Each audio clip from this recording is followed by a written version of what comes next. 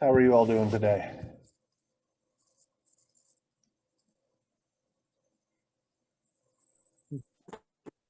Good afternoon. It's So, finally raining. yeah, I just noticed that. It's raining pretty good outside my office here. Um, when we ended class on Thursday, I asked you guys to look over the nodal analysis and mesh analysis homework sets. Does anybody have any questions regarding any of those problems?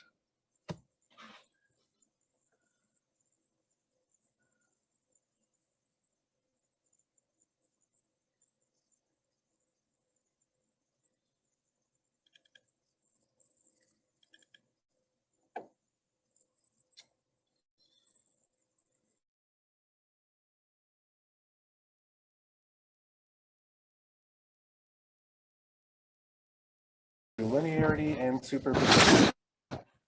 So recently, I haven't, web work hasn't been wanting to pull up. It'll sometimes come up and sometimes not. Is that a common problem recently or no?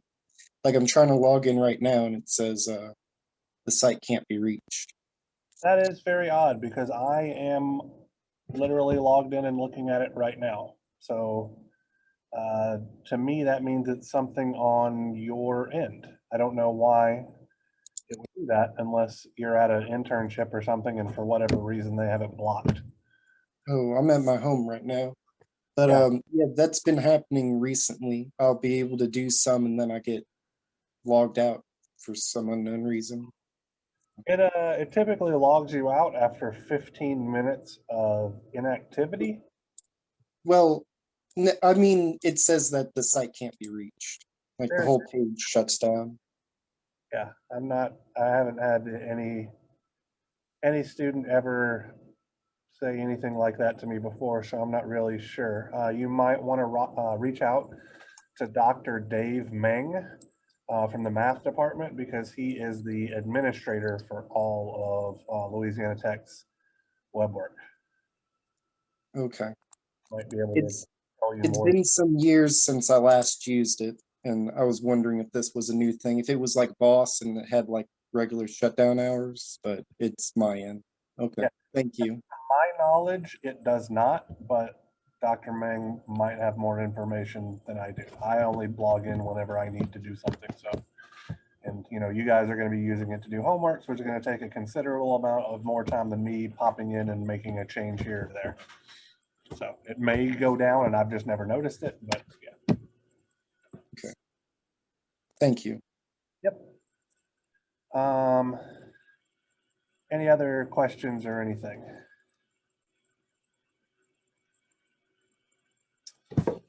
All righty.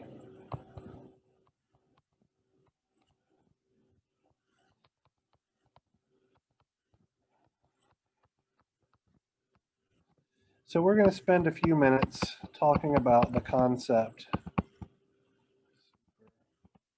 of linearity.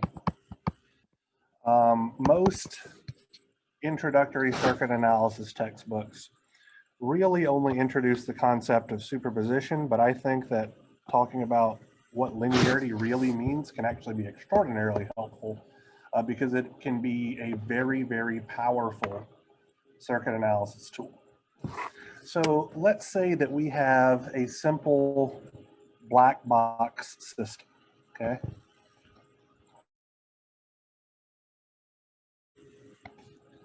And our system has some transfer function h of x. So what that means is that if I apply an arbitrary input, and I'm going to call our input x1 of t, we can get a response that is y1 of t. Let me see what's going on in chat here. Is linearity and superposition going to be on this upcoming test or the second one? So it will be on the upcoming test. The material that we cover tomorrow, which will be source transformations and the maximum power transfer theorem, will also be on exam 1, and that is the last bit of material. So everything from our first lecture up till tomorrow's lecture will be on exam 1. We'll do Thevenin and Norton equivalent circuits on Thursday, and actually I have a doctor's appointment during our class time, so I'm just going to have you guys watch a video on it. But that starts the material that will be on exam 2.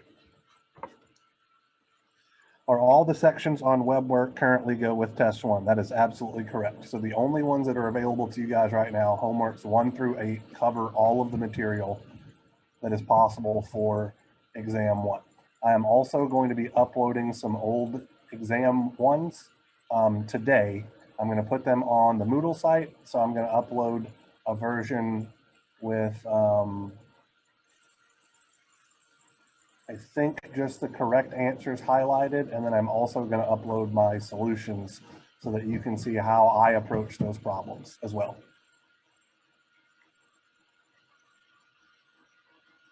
All right, so back to the task at hand. So we have a linear black box system. An input x1 of t, we get an output y1 of t. And if we apply an input x2 of t, we can expect to see an output y2 of t. If this system is linear, the system response must follow or must satisfy the following equation. So this is going to be a weird bit of gobbledygook, so bear with me. We can say that our transfer function acts on our input. And so we might have some alpha, which is just a coefficient acting on input x1 of t, plus beta, the second coefficient, acting on input x2 of t, would yield an output alpha y1 plus beta y2, or we could express this as h acting on some total input function x of t gives us an output y of t. Now, again, everything that I've done right here is really, to you guys, probably just a bunch of mathematical gobbledygook. We are going to very shortly actually apply it to circuits. But I want to point out that there are actually 2 distinct and independent properties that are going on here. The first is what's called the additivity property.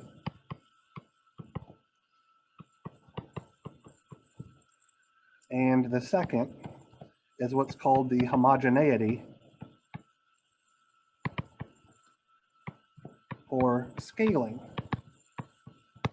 property. So let's talk explicitly about what the additivity property means.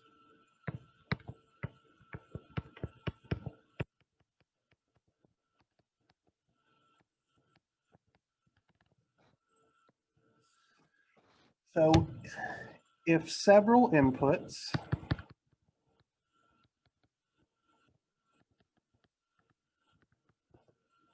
are used to excite a system, the total response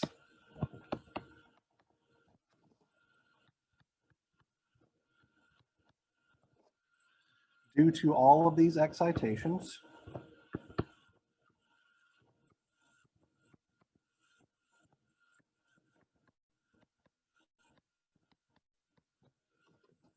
can be determined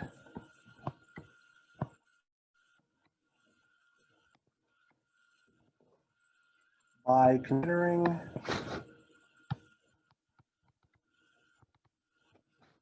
each input separately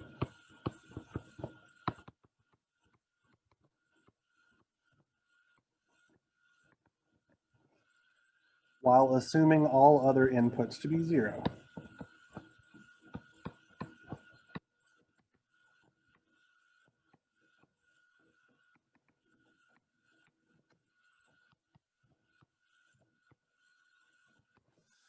So if I have a black box network having some transfer function h of x, and I apply an input x1 of t and get an output y1 of t, and I take that same black box network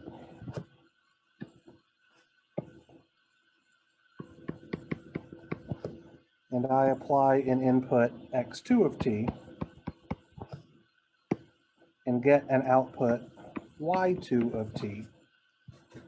If I have that black box network,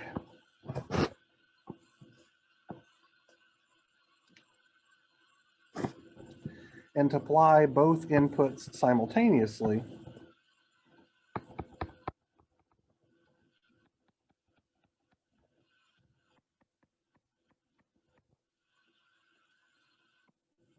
I can observe that I will also get both outputs and the system acting on x1 and x2 simultaneously yields an output of y1 plus y2. So in a circuit,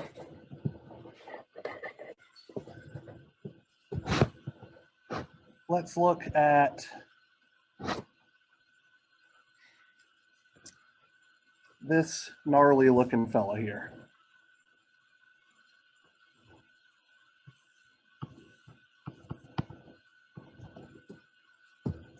Actually, sorry, current source.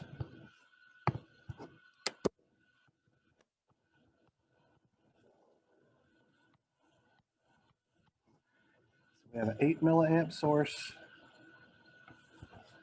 connected to a 3 kilo ohm resistor.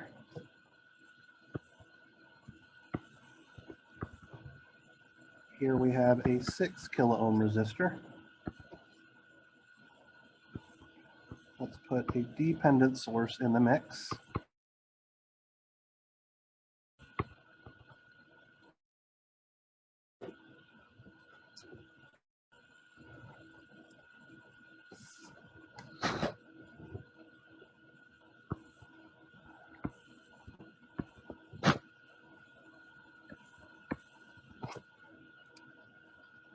Say that we have a 2 kilo ohm resistor here, a 1 kilo ohm resistor here, and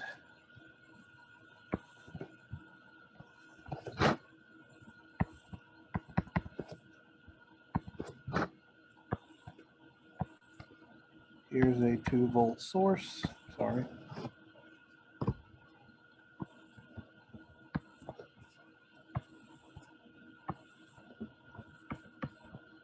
Here's my output voltage, V out for the system, okay? So what I have here, or what I hope to prove here, is that, sorry, I meant to change the color.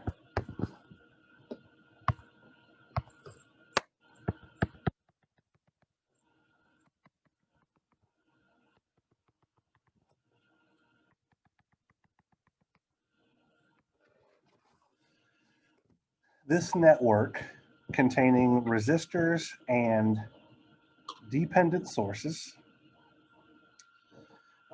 is a linear black box network. And so I'm going to prove that by analyzing the circuit with both sources turned on at the same time. And then we're going to reanalyze the circuit with only one source turned on at the same time and add the results together and see that we get the exact same quantity. One thing that I don't have here that I need to is I need to define Vx.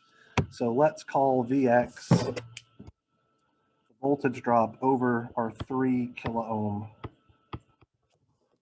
resistor here. Okay. So if we were to analyze this circuit using what we know now, how do you guys think we should do it? Let's start there. Any thoughts?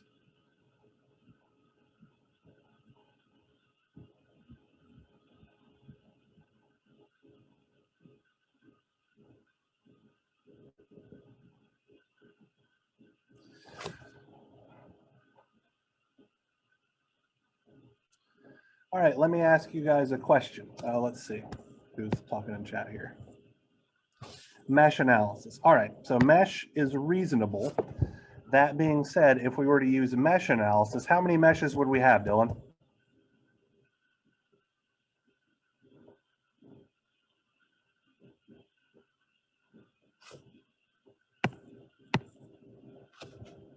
Four, all right. So if you have a Casio 991, your calculator can solve the system of equations if it has 4 equations and 4 unknowns. However, if you have a TI 36X or a Casio 115, you're limited to only being able to solve 3 equations and 3 unknowns. And I would be willing to bet that the majority of the class does not have a Casio 991. So mesh analysis, I'm going to say, is out because I don't want to use a computer algebra tool to solve this particular problem. So instead, I can notice that I have 4 nodes, one of which will be my reference node. So to me, that means I should look at this circuit using nodal analysis. So I'm going to define my nodes. If I can get my pen thing to work the way I want it to.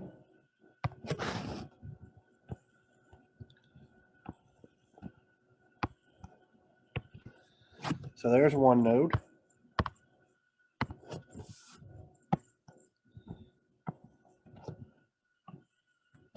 Here's another.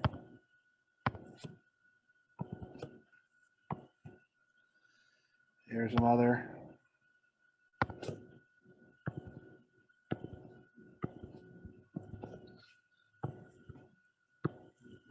And here's my 4th one.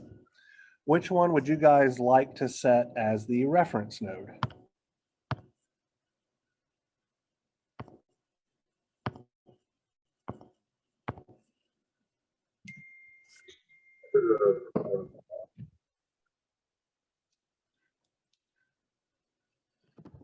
Bottom, all right.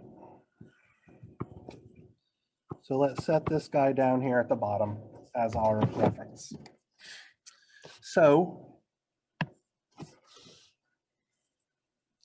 I'm going to label my nodes. So let's call this node A, node, let's go this guy in the middle, B, and C.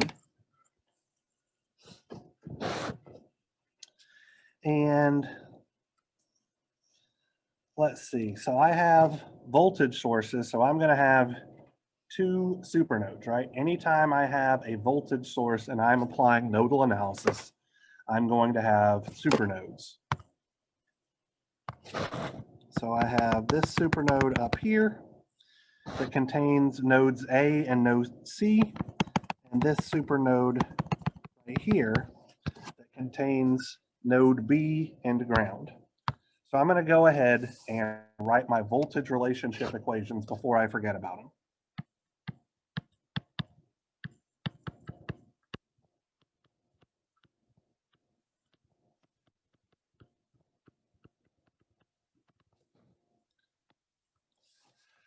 So I'm going to start with my 2-volt source. So I can say that 2 volts is equal to VA, because that's the nodal voltage on the positive polarity terminal of that 2-volt source, minus VC, because VC is the nodal voltage at the negative polarity terminal of my 2-volt source. And I can also write a second expression that says 3Vx is equal to the voltage, the nodal voltage at the positive polarity terminal, which is VB, minus the voltage present at the negative polarity terminal, which is 0. So I can just say 3Vx is equal to VB. And now I'm going to write my Kirchhoff's current law equation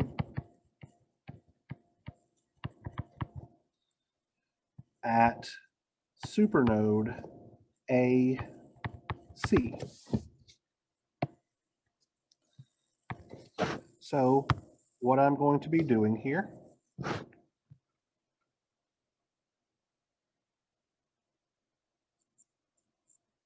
is adding up all the currents that are leaving. And I'm going to put them in light blue, like so. So I'm going to be adding this current, this current, this current, this current, this current, and this current, add them all together and set them equal to 0. So looking at the current leaving node A and flowing to the left, I can see that I have -8 milliamps. The current leaving node A and flowing down looks like VA over 3 kilo ohm.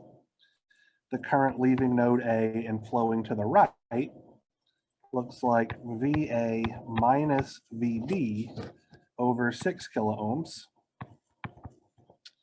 The current flow leaving node C and flowing to the left looks like VC minus VB over 2 kilo ohms. The current leaving node C and flowing down is VC by 1 kilo ohm. And the current leaving VC and flowing to the right, since it's flowing towards an open circuit, is actually just going to be 0 amps by definition. Sorry. I'm going to set all this equal to 0. Because I have a dependent source, I also need to write my controlling variable equation.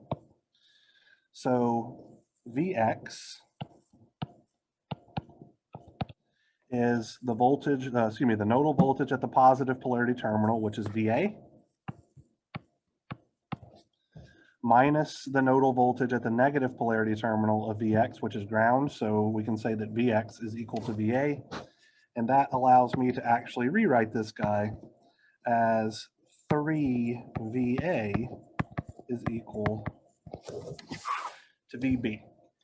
So I would like for you guys to take a minute or two and solve this system of equations. So here's equation 1, here's equation 2, and here is equation 3. Let's figure out what results we get.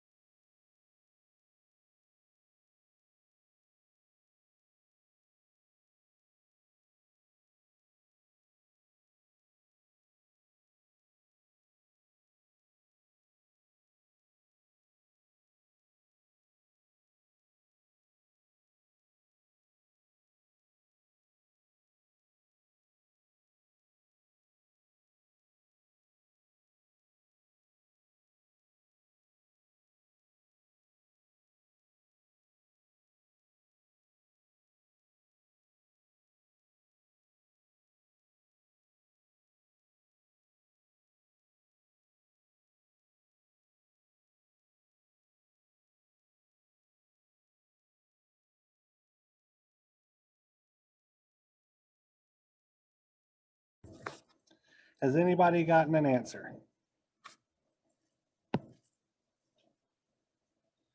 So why does Vx equal to VA? All right, so let's answer why Vx is equal to VA.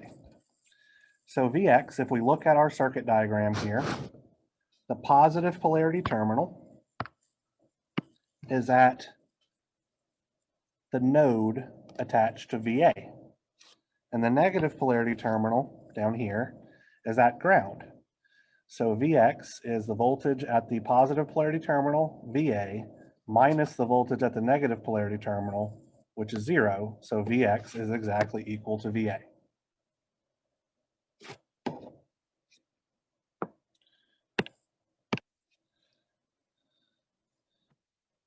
Dylan is saying that VA is equal to either 2.125 or negative 2.125. So I guess my question is, which is it?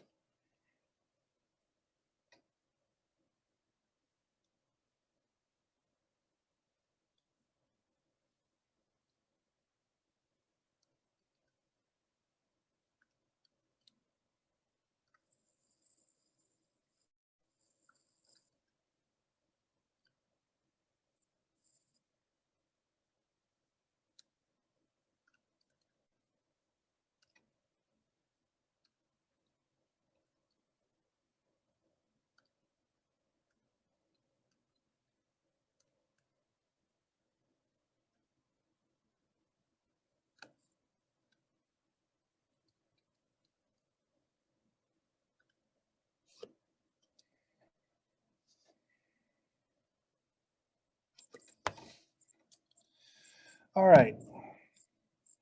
So I got a different answer than Dylan.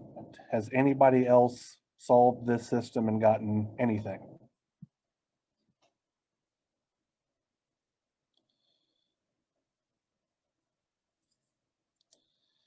Mr. Abshire got something different than both me and Dylan. All right, I might have made this example too difficult.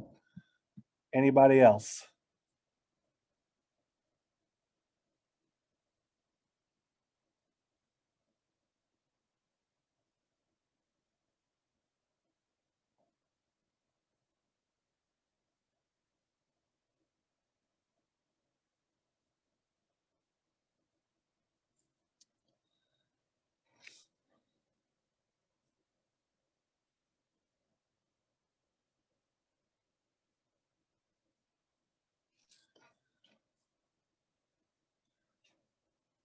Waiting for literally anybody to get the same answer as anybody else, and we'll say that that's correct.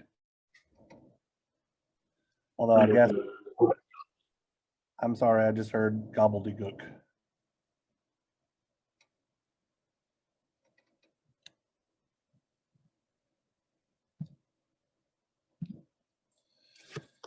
All right, let's try this again. So my coefficient for my first, for VA and my first voltage relationship, I'm putting in as 1 because there's exactly 1 VA, there are no VBs, and there is negative 1 VC, and this will equal positive 2 volts. For my second equation, I'm going to move VB the other side of the equal sign. So I have 3 VA minus 1 VB plus 0 VC is equal to 0 volts. For my third equation, I have 1 over 3,000 plus 1 over 6,000 as my coefficient for VA. My coefficient for VB will be negative 1 over 6,000 plus negative 1 over 2,000. My coefficient for VC will be 1 over 2000 plus 1 over 1000. And that will be equal to 8 milliamps, so 0.008. And it tells me there's no solution. That is odd. All right. Okay. I'm going to throw away this example problem. It's too difficult for us right now. I'm going to pull up one that does not have a dependent source. I apologize for the headache and confusion here. Just 1 second. All right, let's pretend like this one didn't exist. This is just Dr. Hartman being a jackass as per usual. Let's try something a little less terrifying. Same basic situation. We are going to have a voltage source. Let's say that we have an 8-volt source here. I'm just making this one up on the fly. We have a 4 ohm resistor, 10 ohm resistor, 5 ohm resistor,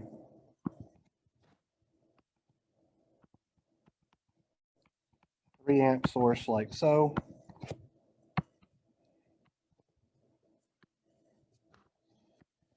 And here is our output quantity of interest. So now we could work this using nodal analysis, or we could work it using mesh analysis. Which guys do you prefer? Or which one do you prefer?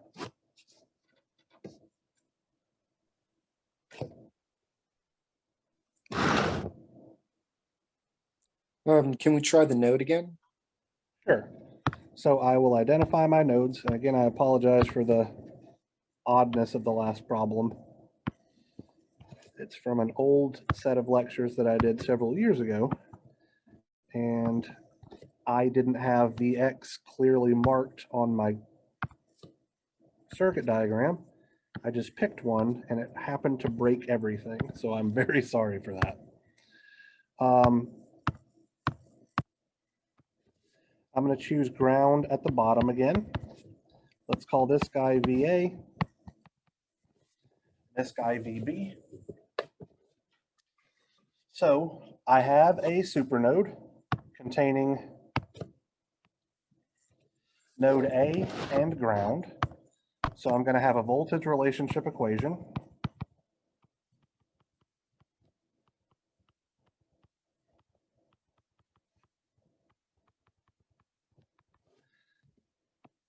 That simply says VA is equal to 8 volts. So really it should be the other way around. 8 volts is equal to VA minus 0. No, it doesn't matter, but I like to adopt the same way. So 8 volts is equal to the nodal voltage present at the positive polarity terminal, which is VA, minus the nodal voltage present at the negative polarity terminal, which is ground or 0. So that's why 8 volts is equal to VA. Now I'm going to write KCL equation at my, only at node B, because I never write a KCL equation for a node or supernode that contains my reference node. So at node B, I'm going to be looking at this current directed to to the left, this current up, this current down, where I know the current flowing to the right through the open circuit must be 0. So starting with my current directed to the left, I have VB minus VA divided by 10 ohms. My current directed up is going to be negative 3 amps. And my current directed down is going to be VB over 5 ohms. And this will be equal to 0. So I now have 2 equations, 2 unknowns, so we can solve for VA and VB, where I know for a fact VA is already 8 volts. So I really have 1 equation, 1 unknown. So let's solve that guy, and hopefully we all get the same answer, and the answer isn't that there isn't one.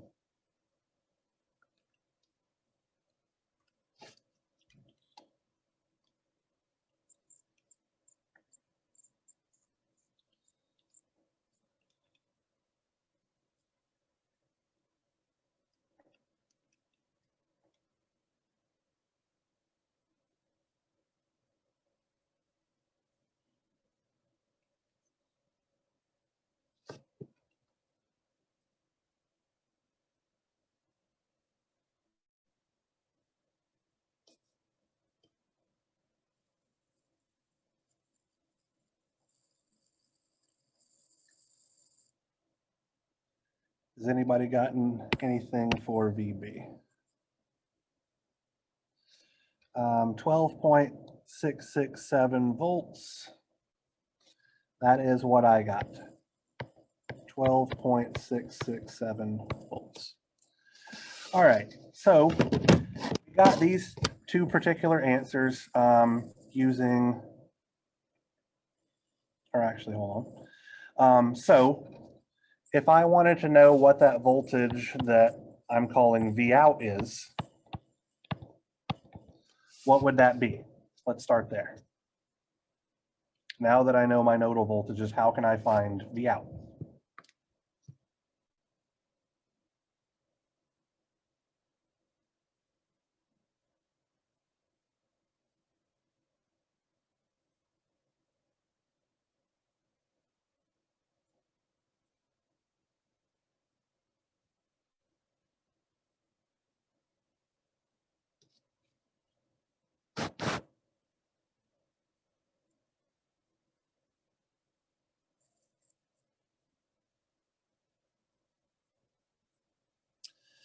Sum of all the voltages. I'm not entirely sure what you mean. So Mr. Abshire says V out is equal to VB minus 0, and he's absolutely correct, right? The positive polarity terminal of V out is connected to node B. The negative polarity terminal of V out is connected to ground. So V out is equal to VB is equal to 12.667 volts, all right?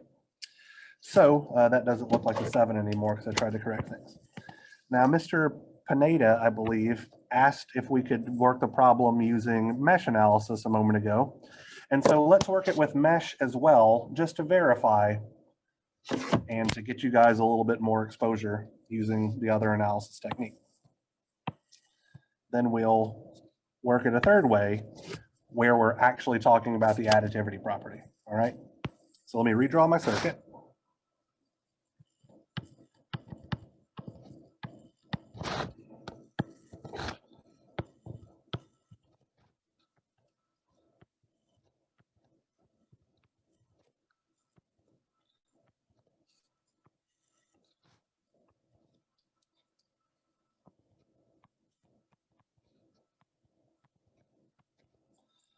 This was 3 amps. Let's see, 4, 10, and 5.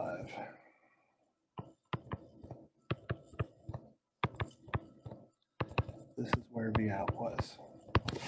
So if I were doing mesh analysis, I would identify this as mesh 1. This guy here we'll call mesh 2. This guy up top we'll call mesh 3.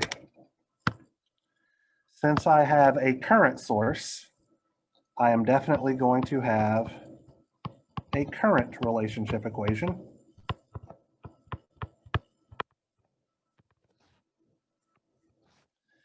And so I can see that my 3 amp source, how did the mesh currents relate to my 3 amp source? Yes, to my 3 amp source. Anybody got any thoughts?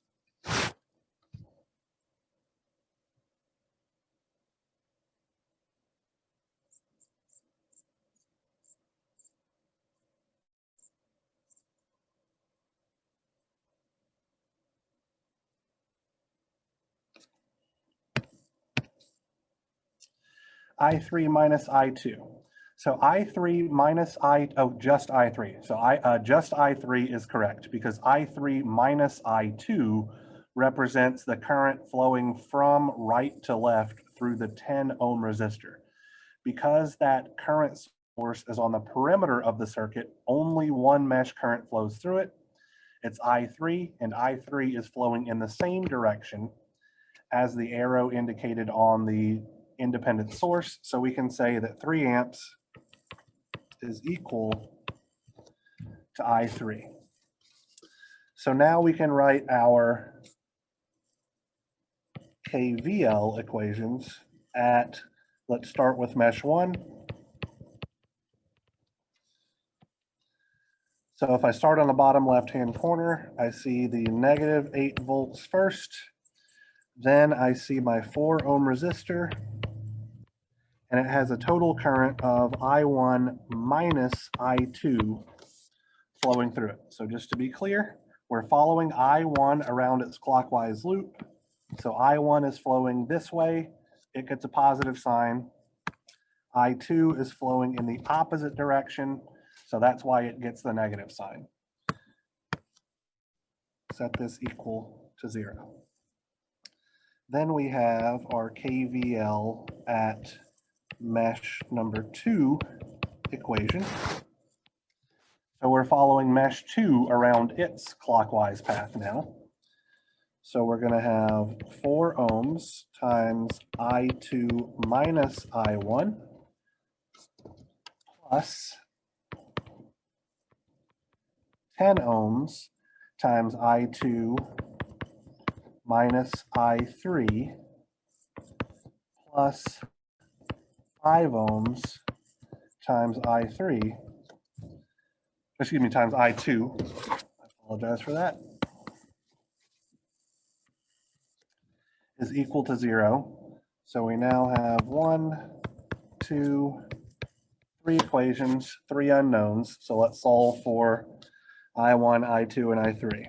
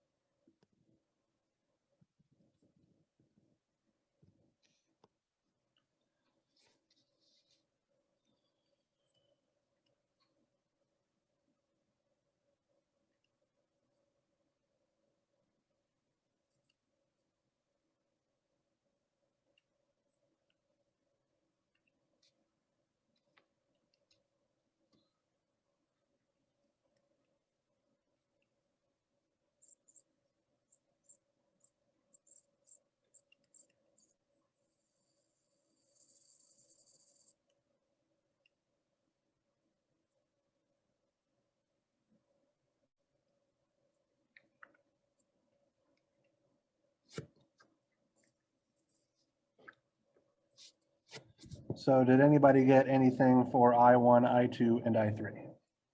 Obviously, I3 is 3 amps, so let's worry about the other two.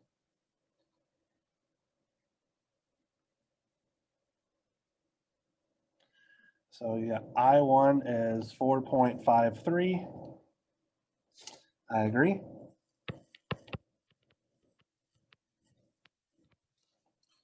I2 is 2.53. I agree with that one as well. So now that we know what those 3 mesh currents are, how do we calculate V out?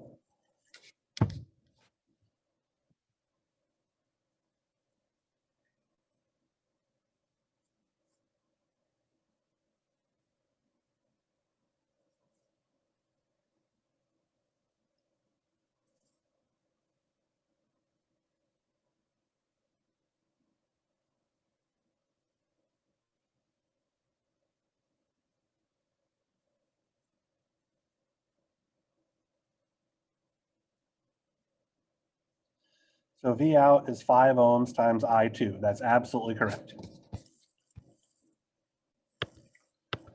5 ohms times 2.533 amps gives us 12.667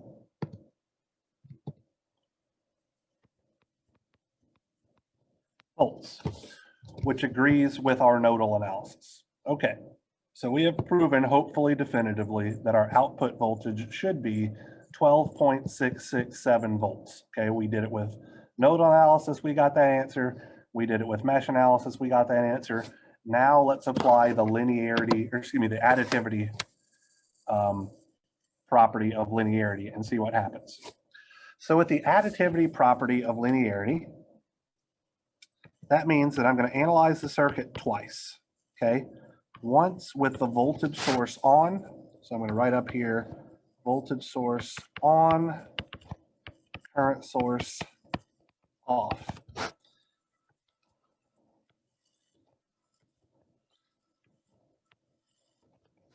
So that begs the question, how do I turn off a current source? Am I right? No, there shouldn't be a resistor here.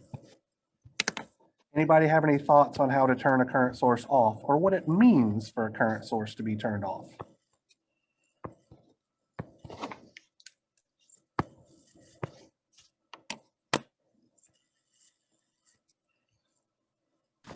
Would you just like remove it from the node, I guess it's on?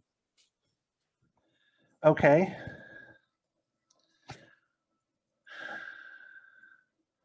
So I have one person saying I remove it, and I have another person saying that I treat it like a wire. So the person that said remove it is correct. Let me explain why. If my current source is off, that inherently means that no current is flowing through it. Any disagreement with that?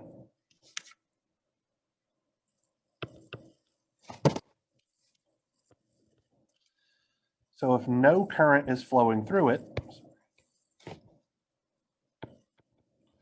I need to represent it something that forces no current to be able to flow,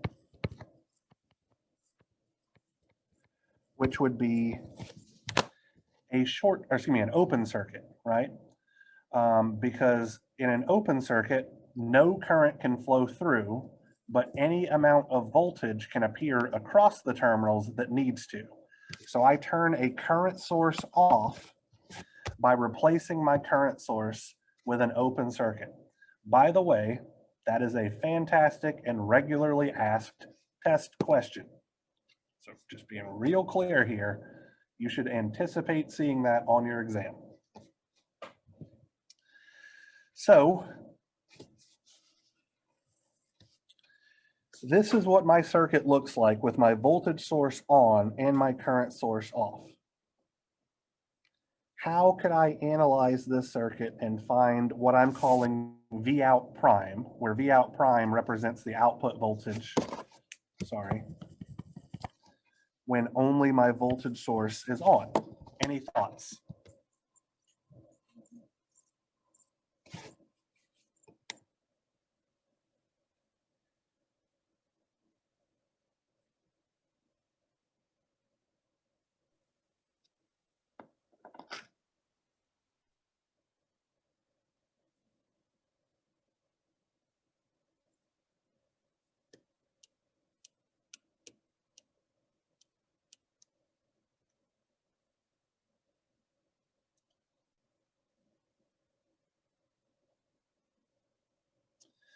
So off the top of my head, I can think of at least 3 different ways to determine that voltage. I guess I just thought of a 4th way.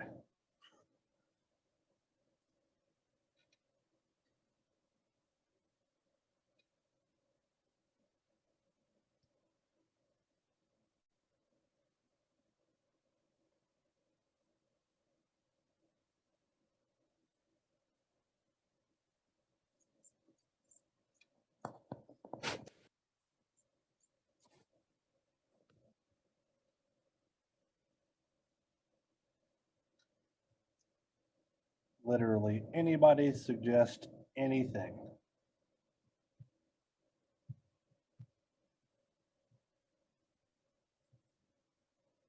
Mesh, okay? Mesh is one of the 4 ways that I thought of. And so we'll do mesh real quick, and then I'll show you a, in my opinion, faster way to get the answer. So here's mesh current I1.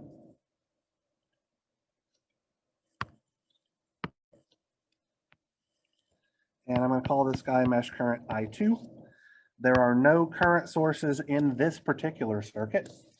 So I can just go ahead and do my, I can write my Kirchhoff's voltage law equations, right? So I could say KVL at mesh 1 would be -8 volts plus 4 ohms times I1 minus I2 is equal to 0.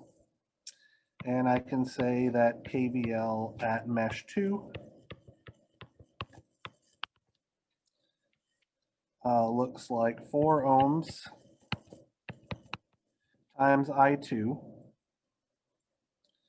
minus I1 plus 10 ohms times I2 plus 5 ohms times I2 is equal to 0. And I can solve these guys for I1 and I2, recognizing that V out prime is still just going to be 5 ohms times I2. So you guys go ahead and solve that system and tell me the answer that you get.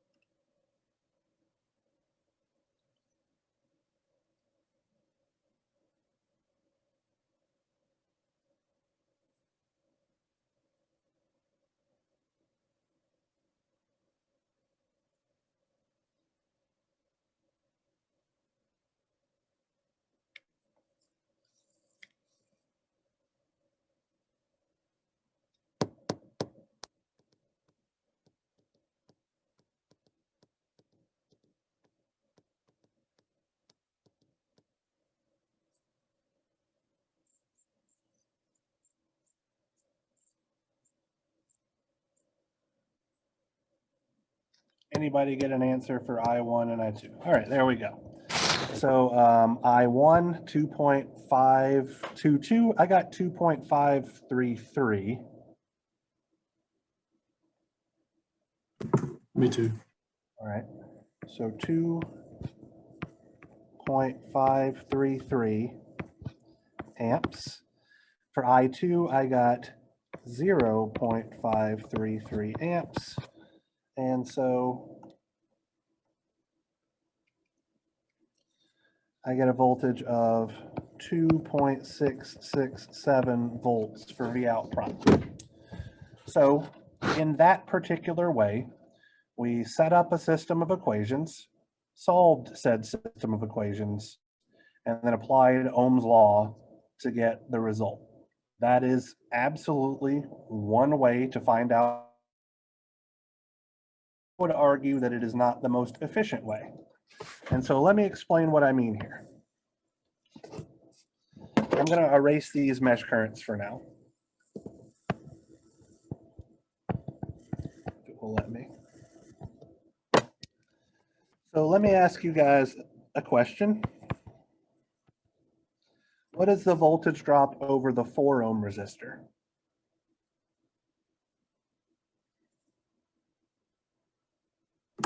Would it be 8 volts? Absolutely. So I would argue that at present, I see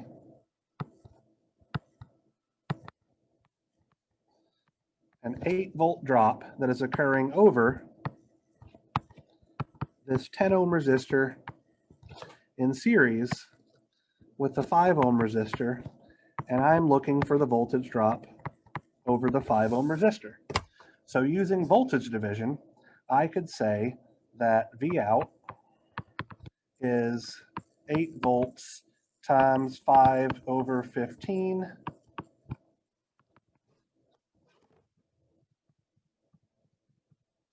is 2.667 volts.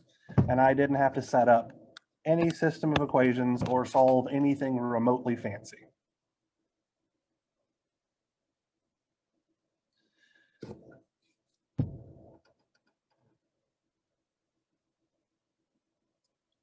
So in my opinion, voltage division is the most efficient means by which to determine this particular voltage with the current source turned off. Now, I want to be very, very clear here. There is absolutely nothing wrong with using mesh analysis to solve for it, nor would there be anything wrong with using nodal analysis to solve for it. I think there was a suggestion to where I could combine all of the resistors together, which I could absolutely do, and then determine the current that was leaving the 8-volt source. Then I guess I could technically apply multiple iterations of KCL, KVL, and Ohm's law and kind of foil my way out to figuring out what that voltage is as well. That works. I could observe that since there is an 8-volt drop over the 10-ohm resistor in series with the 5-ohm resistor, I can easily determine the current flowing through the 10-ohm resistor and the 5-ohm resistor, and then use Ohm's law to calculate it that way. There are multiple different ways to solve this simple circuit, as there will be multiple different ways to solve pretty much every circuit that we're going to be dealing with in this class. Okay? What I want you guys to be doing is looking for the most efficient routes, because nodal and mesh analysis are extraordinarily powerful, but sometimes they're kind of too powerful for the circuit involved. And in this case, in my opinion, nodal and mesh are overkill when we can just do simple voltage division and find out what our voltage drop is that way. So be on the lookout for little time-saving things like that. So let's analyze this circuit now with our voltage source off and our current source on.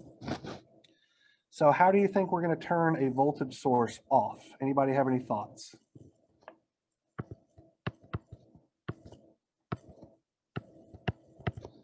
Or can anybody tell me what it means for a voltage source to be turned off? Let's start there.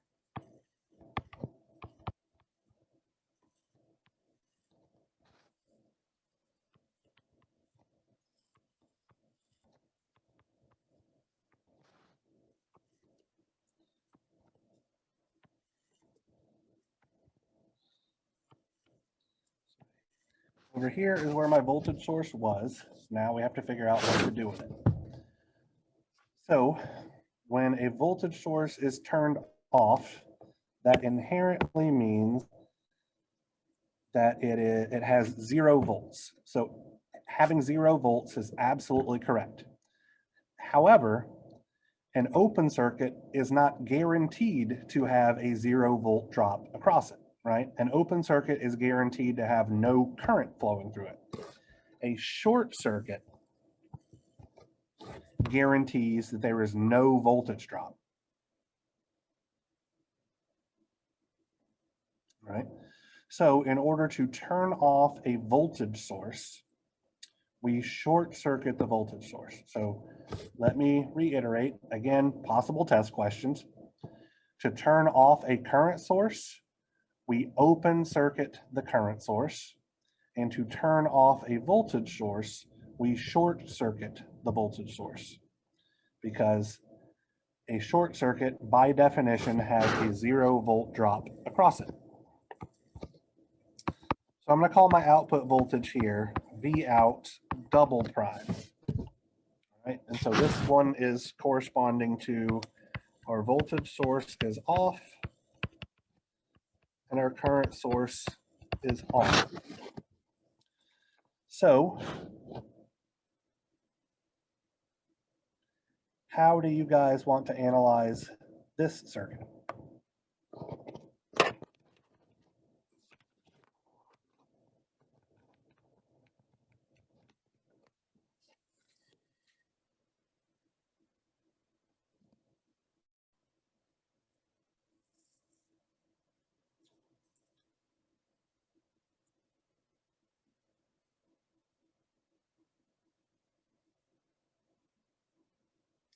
Current division. Okay, so you're absolutely correct. So let me explain why Mr. Abshire is correct. And there's another way to think about what we're doing with current division. It will get us the exact same answer in effectively the same number of steps. So our 4-ohm resistor, if we labeled our nodes here real quick.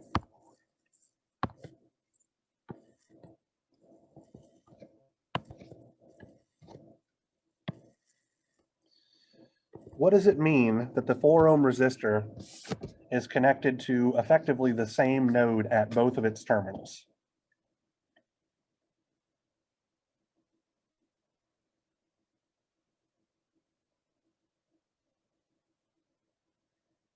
Should be a short, right?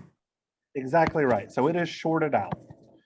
So what that means is that the 4 ohm resistor isn't actually contributing anything. We could literally erase it from the circuit entirely, and it doesn't change our relationships at all. So because no current would have been able to flow through it, any current that would have tried to flow through it would have instead flowed through the short circuit. So there we go. So Mr. Abshire suggested that we do current division. So we could look at this circuit.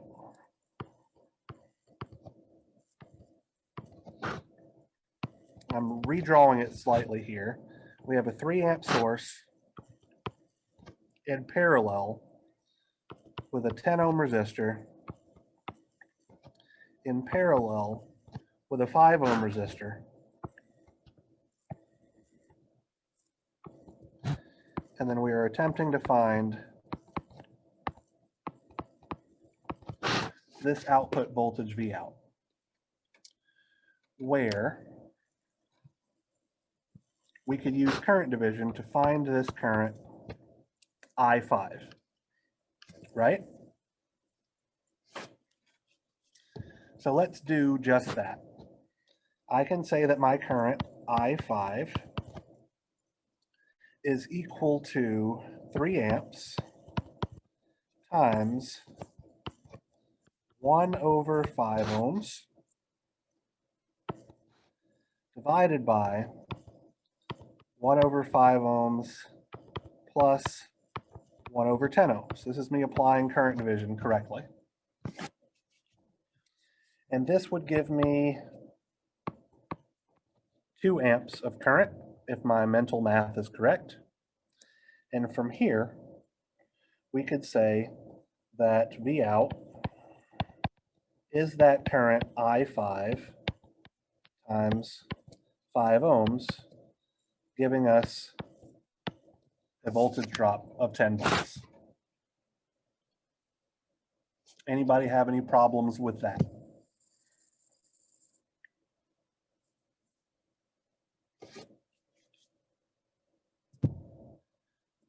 So another way to interpret this is noticing that I'm looking for a voltage, which means it's just that amps of current multiplied by the resistance combination in parallel. So I could say that V out is going to be 3 amps times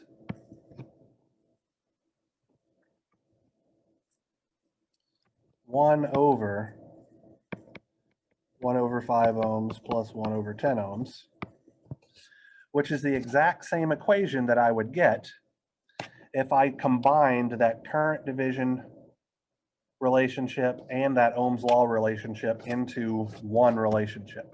So it's really doing the exact same amount of steps. We're just taking a slight pause in the middle. So either way, I would consider to be pretty efficient. I think the Ohm's law way is, to me, because it involves a single step, is more efficient, but either way is, in my opinion, better than going full out nodal analysis or full out mesh analysis to figure out this thing. So if we do this, we would also get 10 volts. So here is where the additivity property comes back. Sorry, V out double prime. So if our circuit here is obeying the additivity property, I could say that V out, which is the output voltage with both sources on, is the sum of V out prime plus V out double prime. So that would be 2.667 volts, if I'm not mistaken. Let's look up here. Yep, no, where did it go? There we go, 2.667 volts.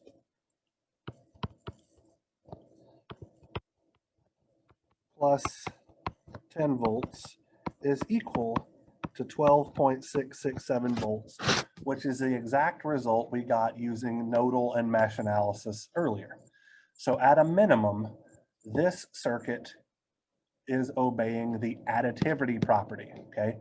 So we can analyze it with one source on at a time using these simple voltage division and current division relationships as opposed to setting up a system and solving it, okay? So now let's talk about the homogeneity property. Unless anybody has a question about the linearity property, which I just showed.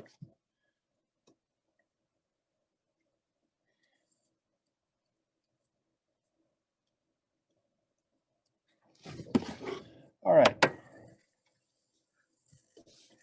So the homogeneity property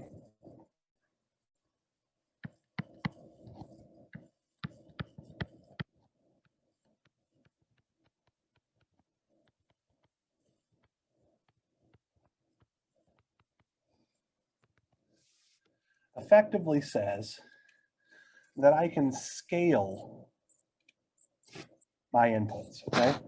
So if I have my linear black box network, having some transfer function, h of x, and I apply an input x1 of t and observe an output y1 of t. Then if I take that same linear black box network and I scale up my input, so I multiply it by a constant term, which I'm going to call alpha. So if I put in alpha x1 of t, I should observe that I get out alpha y1 of t. So if I scale my input by a factor of 5, then my output also scales by that exact same factor if my circuit is obeying the homogeneity property. Okay. So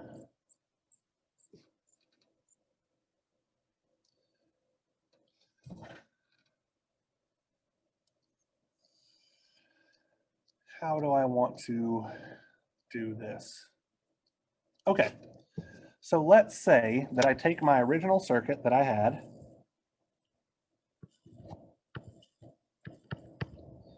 where I had an 8-volt source, and we're going to change that in a second.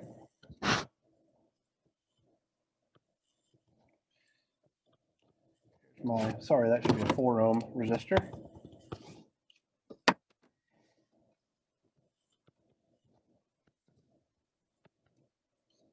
Here is a 10-ohm resistor. Here is my 5-ohm resistor. I'm taking my output voltage, and I had a current source up here. So let's say that I scale both inputs by a factor of 2, meaning instead of an 8-volt source, I put a 16-volt source here. And instead of a 3-amp source, I put a 6-amp source here. My expectation is that my output voltage should just be 2 times what it was previously, 12.667 volts, which would be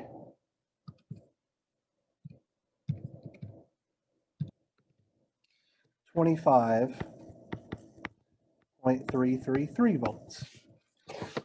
So how can we prove that this circuit is, or effectively, how could we go about solving to see that that is the case?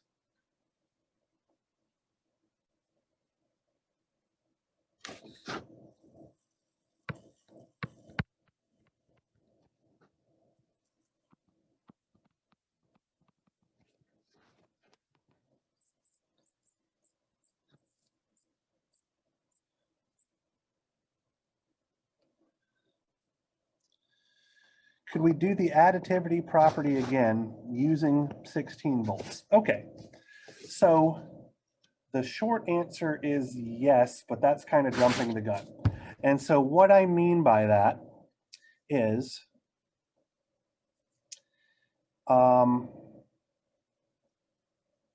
if we are using the the additivity property at the same time as we're using the homogeneity property, that means that we are exploiting what's called the linearity of the circuit. So right now, I'm just trying to prove the homogeneity or scaling property. So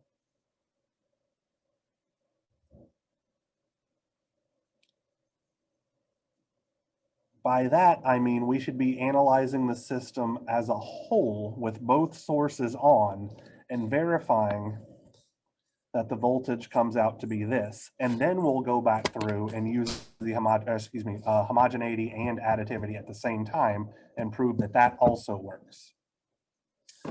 So let's use nodal analysis again. All right, I'm going to call this node VA, this node VB, make this guy down here my ground node, and I could see that VA is equal to 16 volts, and I'm going to have, let's see, -6 amps plus VB minus VA over 10 ohms plus VB over 5 ohms is equal to 0. And I need to solve this system for V out, knowing that V out should be equal to VB. So somebody tell me what you get.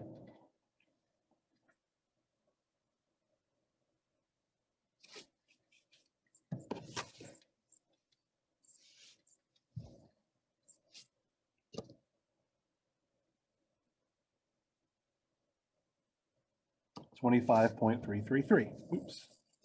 Sorry.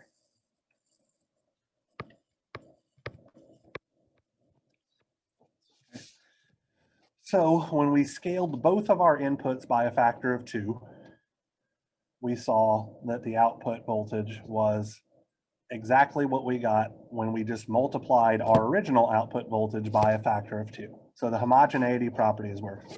Now let's do what Mr. Abshire suggested. Okay, so I'm just going to kind of write out a table here. So I'm going to put inputs on the left hand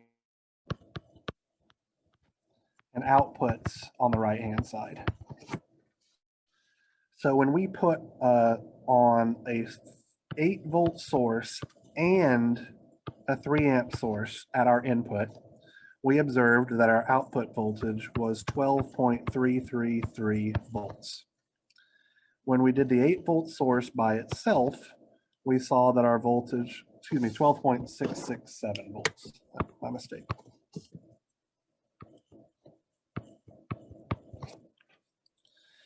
The 8-volt source by itself generated a output voltage of 2.667, I believe. Let me scroll up here and find it just to make sure.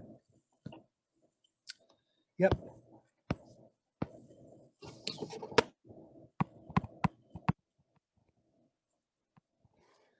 And when we had the 3-amp source on by itself, we generated an output voltage of 10 volts.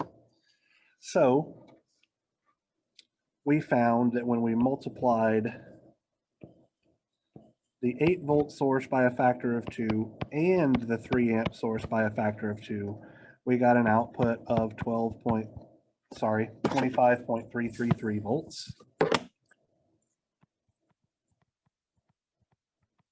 So it should make sense that if we scale the output, scale the input of the 8-volt source by a factor of 2, and we scale separately, we scale the 3-amp source by a factor of 2, this is going to give us twice 2.667 plus twice 10, which is going to be equal to exactly 25.333 volts. So we're going to get the exact same result. So what is interesting about this, so we have effectively proven that this is a linear system because both the additivity property is applicable, the homogeneity property is applicable, and they both apply simultaneously.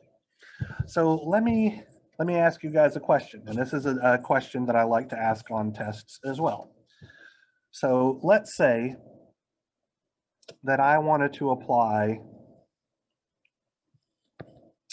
a 4-volt source and a negative 1 amp source. Without doing any more circuit analysis whatsoever, what should we expect the output to be? So the 4 volts is us multiplying the 8-volt source by a factor of 1/2. So that means that we should have a factor of 1/2 multiplied by the output when we had the 8-volt source on.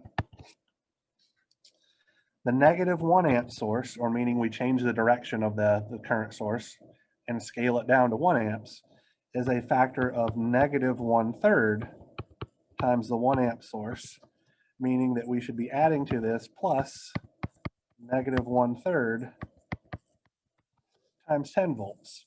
So if I add all of this together,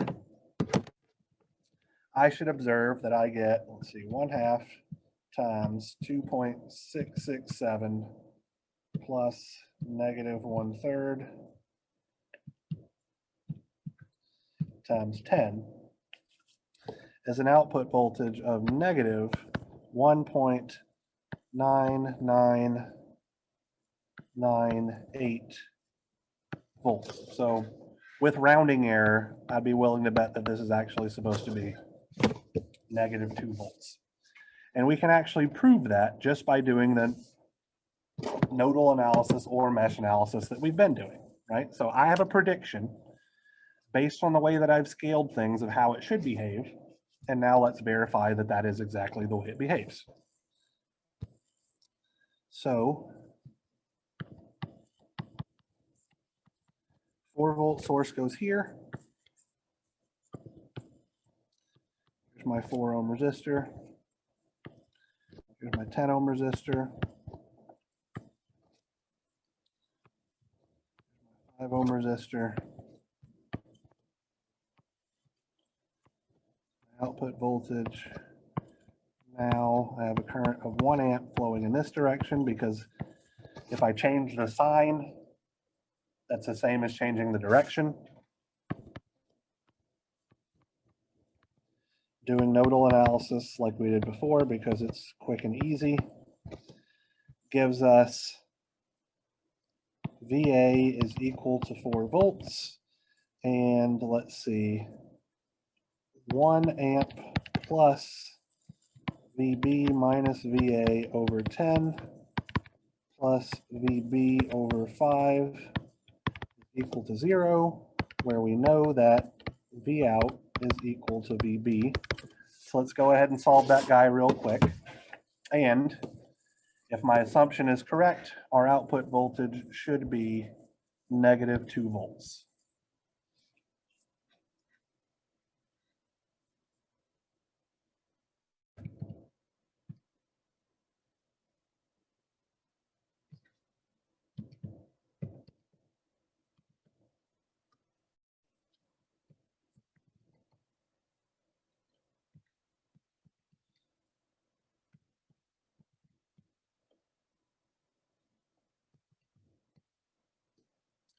I get VB to be negative 2 volts. So I got that answer without doing any circuit analysis whatsoever than the previous work that we had done. Okay. So the concept of linearity can be an incredibly important tool because it allows us to do a couple of things, okay? The first, we could analyze any circuit as long as it is linear. So effectively, as long as it doesn't contain transistors or diodes, which we're not going to deal with at all in this class, we can analyze any circuit with only one source on at a time and all the others off. and just add all the results together, and we would get the exact same answer as if we set up some super complicated nodal and mesh system, okay? So this is another way for us to potentially simplify our analysis. Another interesting thing is that we could actually solve every circuit using only 1 volt sources and 1 amp current sources and stuff like that, and then scale our results in order to figure out how our system will behave for any possible input voltages, okay? So realistically,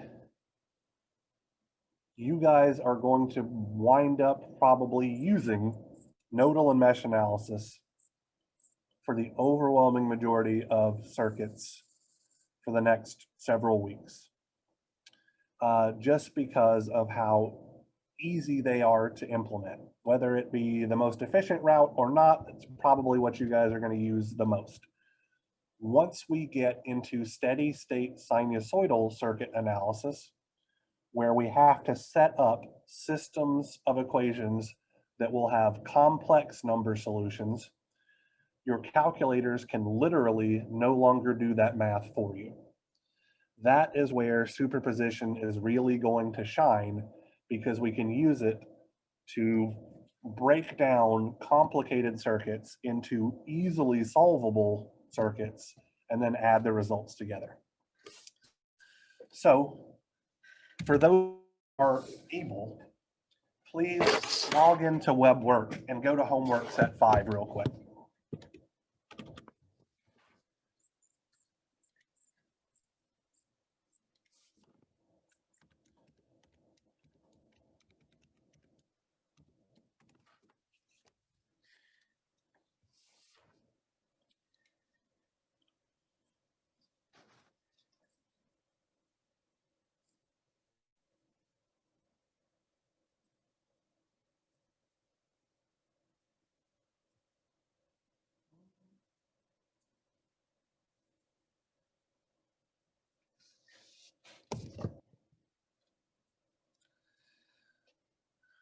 So on problem 1, somebody must have changed it, which is actually very, very good, because it used to ask you guys to solve this particular problem using superposition, and in my opinion, superposition was about the dumbest possible way that you could do it. Instead, it now asks you to use resistance and source combinations, which we talked about in lecture number 3 and lecture number 4, which is a much, much better way to approach this problem. So let me look at the next one here. Problem 2. This particular circuit, if you solve part A or part B, you can then use the homogeneity principle to solve everything else in the circuit without doing literally any extra work whatsoever. So if you have, so part A effectively says, if you have an output of 160 milliamps, find what your input is. And then you're told that for part B, now you are given a particular input, find the output. Well, if you found the input from the first problem, just figure out what the scaling factor is, and then you know the output for the second problem, and that scaling factor is literally the ratio, or you can calculate Vs over Ix rather easily. For problem number 3,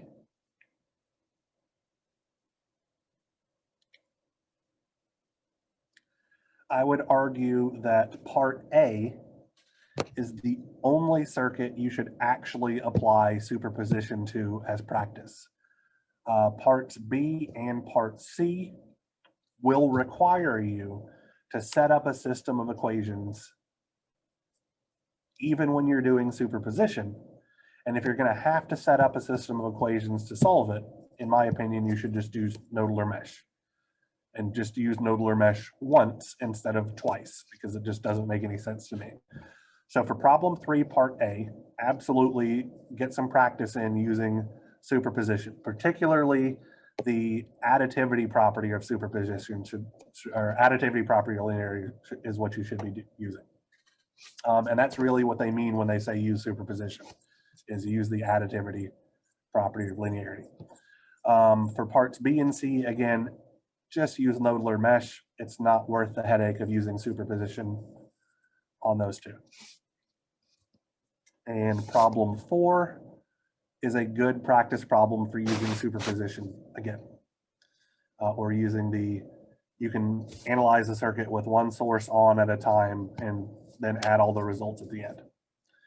All right, so unless anybody has any questions about anything, we're gonna knock off about 20 minutes early today.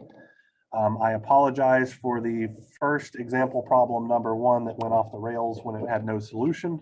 I will try to come to class tomorrow a little bit better prepared and not have any hiccups like that.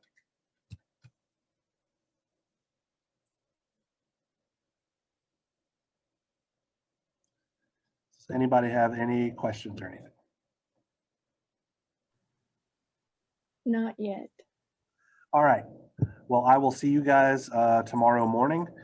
Immediately after I get off this Zoom thing, I am going to pop onto our course's Moodle page and upload some old exams that you guys can use as preparatory materials.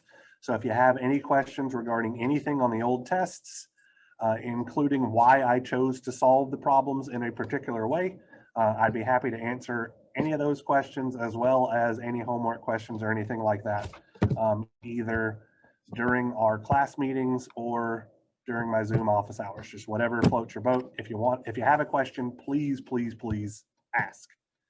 I would rather you ask questions so that we can talk about things than you go into your test feeling like you know what's going on and then your exam score tells you very much otherwise.